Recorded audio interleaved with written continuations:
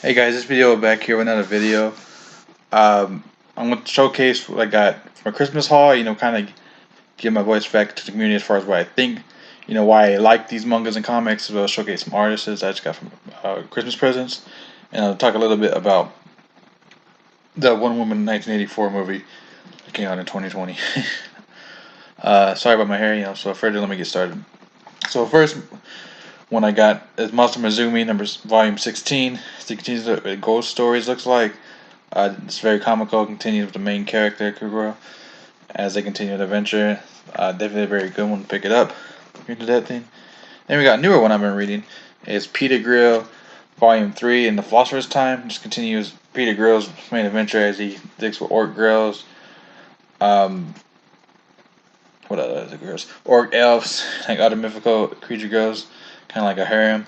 Very comical and funny. I get sometimes Berserk vibes, the way it's drawn, of the villains. Let me clarify that. It's very cutesier than Berserk. Let me clarify that too. But it's ecchi comedy, so yeah, assume.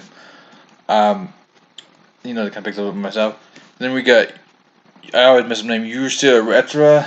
After she has, it's the summer edition, which is 10, volume 4 of the big omnibus. Very comical. One of the first creators of they have Rukia Tanakshia. Their creative Inuyasha was one of their first projects. Now they've been released on paperback. I'm excited. So I'm kind of like, a very fun and comical series. It's really up there as one of my top picks right now. So check it out if you're into that. I'm in Breezer Comics real quick before I get to my other stuff. I picked up My Little Pony, Friendship Magic, Volume 7 continues issues 25 to 28.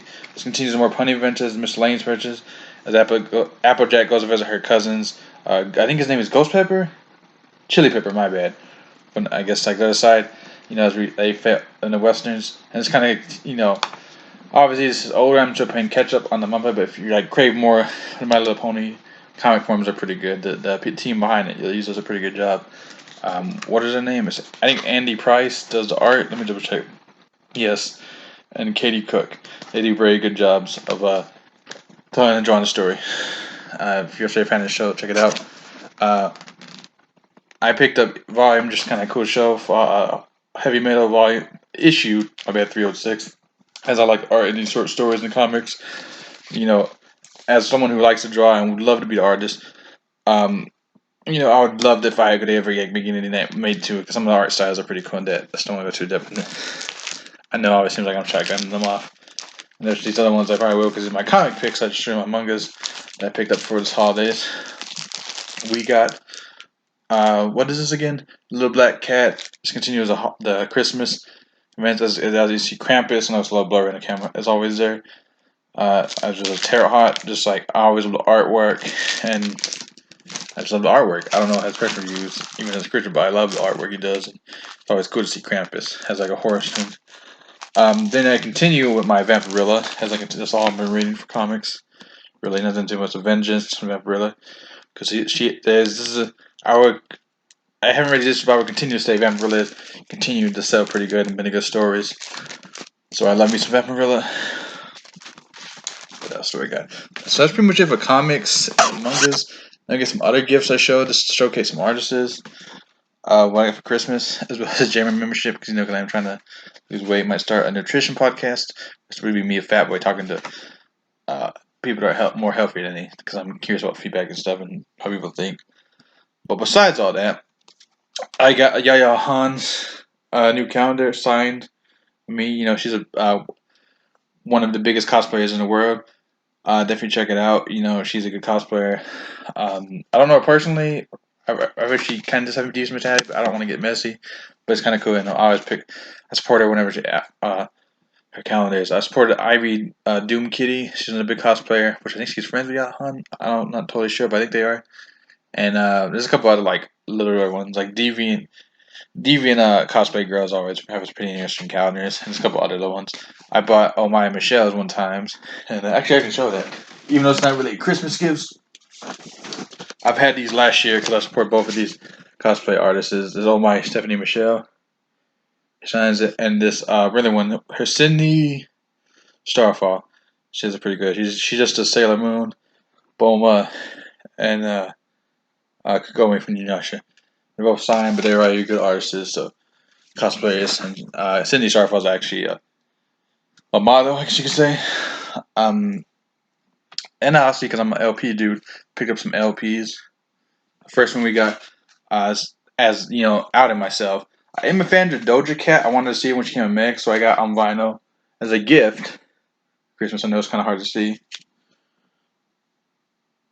Sort of image.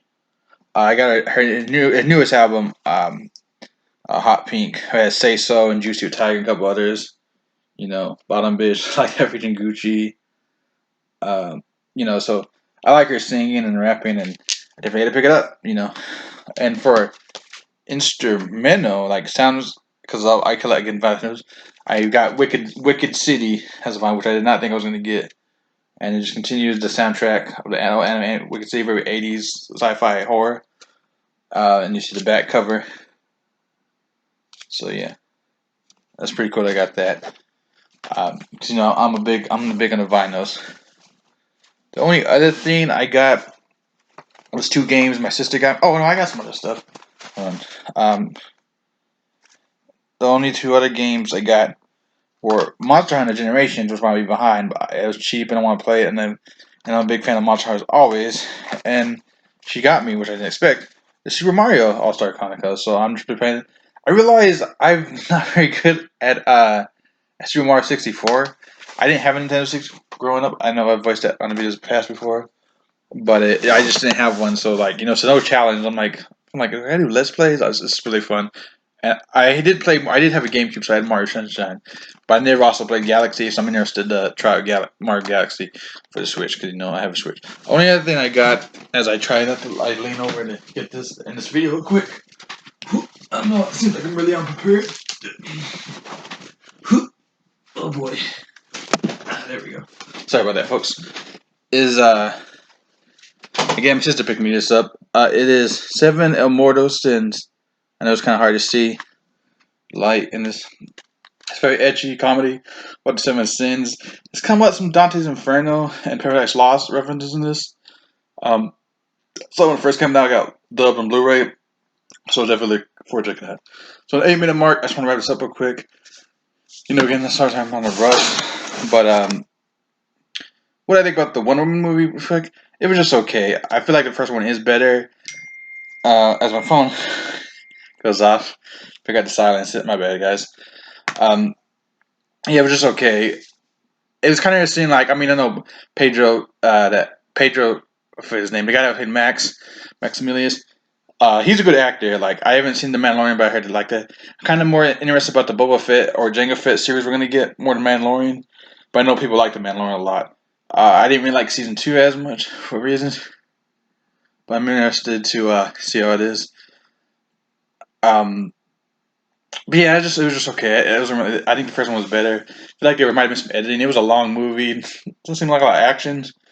There was actions, but it wasn't a lot of action. It seems like my sister thinks because I saw it on HBO Max. They have it.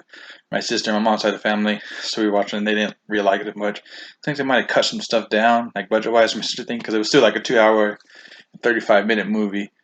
But the acting was, I don't know, I could do, I know, granted, she's a former model, and I think she's Palestinian, so maybe sometimes the language barrier may be hard, like she knows English and learned it. Um, but it's her acting feels a little stilted, and it was nothing against Kristen Wiig, it was just kind of hard to find her, like, she's always been comic roles, and she really didn't play too bad of a me. It felt weird. We know CGI wasn't look the way it did. It didn't look bad, but it didn't look great. The Golden Eagle theme was kind of weird. They kind of like they kind of just threw that in there. A lot of things just seemed kind of rushed, and and I was like, "What's the more of the story? Like, be careful what you wish for. Like, is she trying to be political? It seemed like it, and I was like, I don't know how I feel about this." But yeah, it was just okay. That's all I can say.